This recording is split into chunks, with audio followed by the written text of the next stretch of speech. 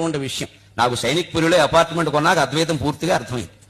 కొన్ని లక్షలు ఇచ్చాం, అపార్ట్మెంట్ ఇచ్చాం, కూర్చున్నాడు కాగితాలు చూసా. 20 అపార్ట్మెంట్లు ఉన్న 500 గజాల స్థలం, అందులో 25 గజాలు నా పేరు రాశా. నేను వెంటనే బిల్డర్ని అడిగా, ప్రకాష్ గారు నా 25 గజాలు ఏవి అన్న. ఎక్కడ చూపిస్తామండి అన్నాడు. అందులో 20 అపార్ట్మెంట్లు కట్టాక నా 25 గజాలు నాకు ఇవ్వండి, డబ్బు తీసుకున్నారు కదా మీరు అన్నాను. ఎలా చూపిస్తామండి అంటే ఇప్పుడు ఇంత 25 గజాలు ఉన్నట్టా లేనట్ట, కాగితాల మీద ఉన్నట్టు వాస్తవంగా లేనట్టు. ఇంకా అర్థం కావాలంటే అపార్ట్మెంట్ మధ్యలో కూర్చొని నా కుర్చీ వేసుకుని ఇచ్చాం కదా 25 లక్షలు కూర్చోవాలి కదా. కూర్చున్నాక చూసా ఈ అపార్ట్మెంట్ నాదేనా. కాపాడు గరికపాటి నరసింహారావు సన్న సూర్యనారాయణ రిజిస్ట్రేషన్ జరిగింది కదా, డబ్బులు ఇచ్చాం కదా. కానీ నాది కాదని అర్థమైంది. ఈ గోడ చూసా, ఆ గోడ నాది కాదు. అక్కడ పక్కన సరిపడికల పాపయ్య ఇంకోడు ఉన్నాడు, గోడ కామన్. ఏమన్నా మీకు కొడితే వాడు వస్తాడు, చప్పుడు అవుతుంది.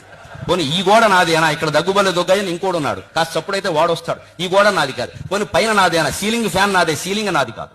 ఆ పైన ఇంకోడు ఉన్నాడు, వాడు పిల్లల్ని పెట్టుకుని చప్పుడు చేస్తాడు, నేను వెళ్ళి వాడిని కోపడుతూ ఉంటాను. పోనీ కింద నాదేనా, కాళ్ళు నావే, నేల నాదే, కింద ఇంకోడు ఉన్నాడు, నేనేదైనా చప్పుడు చేస్తే వాడు వస్తాడు. Your children are disturbing me అని. ఎంత ఆశ్చర్యం అండి. 30 లక్షలు ఇచ్చామా, ఈ గోడ నాది కాదు, ఆ గోడ నాది కాదు, పైన నాది కాదు, కింద నాది కాదు, మధ్యలో